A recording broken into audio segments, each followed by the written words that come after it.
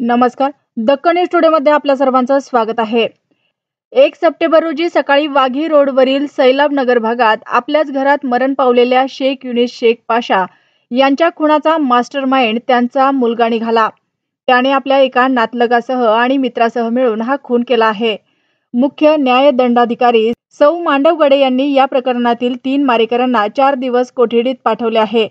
दिनांक 1 सप्टेंबर रोजी वाघी रोडवरील टोलेजंग इमारतीत त्या इमारतीचे मालक शेख युनिस शेख पाशा वय वर्ष 45 यांचा मृतदेह सापडला. हा खून केल्याचा प्रकार होता. त्यानुसार खुनाचा गुन्हा अज्ञात व्यक्तीविरुद्ध दाखल झाला. गुन्ह्याचा तपास सहाय्यक पोलीस निरीक्षक प्रशांत लोंढे यांच्याकडे देण्यात आला.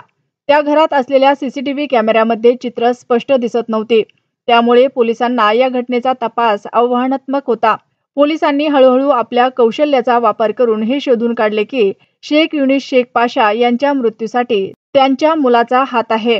त्यानंतर झालेल्या तपासात पोलिसांनी मदेना हॉटेलचे मालक शेख युनिस शेख पाशा यांच्या खुनाप्रकरणी त्यांचा मुलगा शेख यासेर अरफात शेख युनिस वय वर्ष 20 राहणार दुल्लेशहा रेहमाननगर वाघी रोड, त्याचा नातलग शेख अमजद शेख इसाब वय वर्ष 24 आणि योगेश शिवाजी निकम वय वर्ष 24 राहणार सिकंदरनगर मनमाड या तिघांना ताब्यात घेतले. त्यांना काल अटक झाली आहे.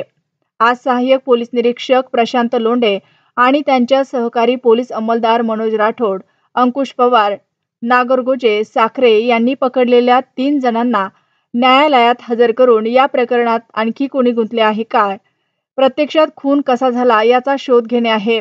तसेच इतर कायदेशीर प्रक्रिया पूर्ण करण्यासाठी पोलीस कोठडीची आवश्यकता आहे. असा मुद्दा मांडल्यानंतर न्यायाधीश सौ मांडवगडे यांनी तात्काळ खून करणाऱ्या मुलासह 3 जणांना 4 दिवसाची अर्थात 10 सप्टेंबर 2024 पर्यंत पोलीस कोठडीत पाठवले आहे.